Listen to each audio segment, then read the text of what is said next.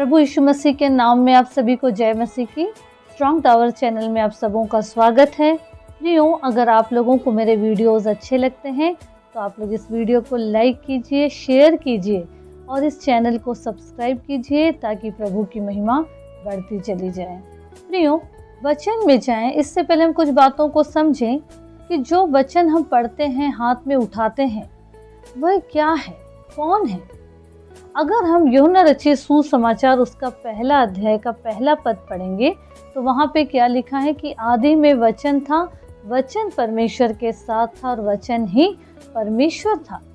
तो वचन क्या है? परमेश्वर है। प्रियो, आज हमारे जीवन में सब कुछ है तो हम परमेश्वर के साथ भी तावबाजी दिखाते हैं, बड़बोलापन करते हैं, बहस करते हैं, परमेश्वर को ही बातें सुनाना शुरू कर देते हैं और उसकी बातों को, उसकी आज्ञाओं को, वचनों को हम तुच्छ समझने लगते हैं। कभी हमने ये सोचा है कि ऐसों के विषय में परमेश्वर का वचन क्या कहता है?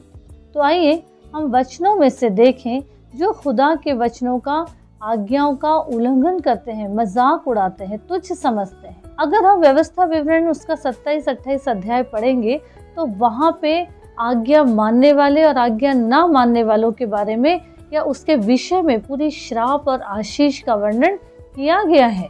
जो परमेश्वर की आज्ञा का उल्लंघन करेगा उसके जीवन में, उसके खाने में, पीने में, रहने, उठने, हर चीज़ों में परमेश्वर श्राप ही देंगे और वो एक पागल की तरह जिंदगी हो जाएगी उसकी। परमेश्वर उस पे ऐसे ऐसे रोग भेजेंगे जो कि इस पुस्तक में लिखे भी नहीं गए। और फिर भी अगर हम प्रभु की आज्ञाकारिता में नहीं रहेंगे तो परमेश्वर पूरी तरीके से हमको नष्ट करने की ठान लेंगे। और वो भी कैसे? सीधे सीधे नहीं, घसीट घसीट कर। ये बीमारी, वो परेशानी, वो दिक्कत। अगर हम व्यवस्था विवरण 28 उसका 20-21 पढ़ेंगे तो वहाँ पे क्या लिखा है?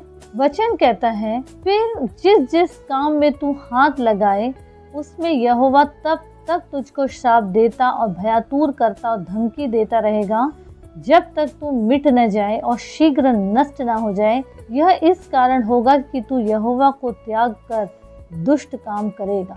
प्रियो, हमको यहाँ ये समझना है कि समय रहते हमको सुधरना है, संभलना है, प्रभु की आज्ञा में बने रहना है। नहीं तो फिर हमें वो जिंदगी जो घसीट कर परमेश्वर हमारे जीवन को नष्ट होने के कगार तक ले जाएंगे, तो हमें इन सब दंड के लिए तैयार रहना पड़ेगा, तैयार रहना होगा।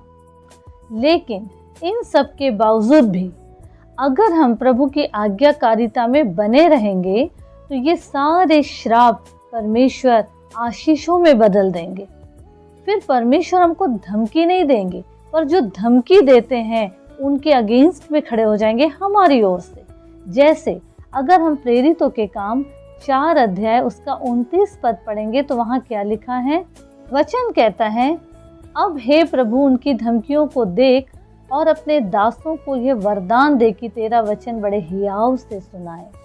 मतलब यहाँ पर यह हुआ कि प्रभु की आज्ञा में अगर हम हैं और प्रभु की सेवकाई में अगर हम आगे बढ़ रहे हैं, प्रभु के साथ साथ अगर हम चलने के लिए सोचते हैं या परमेश्वर के साथ साथ चलने के लिए हम कोशिश करते हैं, प्रभु के साथ बने रहते हैं, अपने रिश्तों को मजबूत करते हैं, तब परमेश्वर अपने लोगों को श्राप नहीं पर आशीषों का वारिस बना देते हैं। फिर वो उन धमकी देने वालों का मुंह बंद कर देते हैं और हमको उस जगह से उठाकर जहाँ पर हम तो बिल्कुल तुच्छ और गिरा हुआ समझते हैं, उस जगह से उठाकर चट्टान पर बैठा देते हैं और बैठा देंगे। मतलब वो अपने कार्य के लिए बढ़ाते चले जाएंगे, क्योंकि उनका ये वादा है कि वो अपने लोगों को पूंछ नहीं पर सर ही बनाएंगे।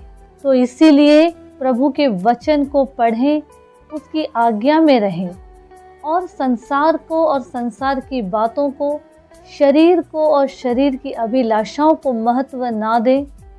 आत्मिकता में बढ़ते जाएं, स्वर्गीय बातों की खोज में रहें और प्रभु के संग संग आगे बढ़ते जाएं, ताकि हमारे जीवन में प्रभु का श्राप नहीं लेकिन उसकी आशीष बनी रहे और हमारा जीवन बहुतों के उद्धार का वजह बनता चला जाए। प्रभु यीशु मसीह इस वचन के द्वारा हम सबों को आशीषित करे। आमीन आमीन।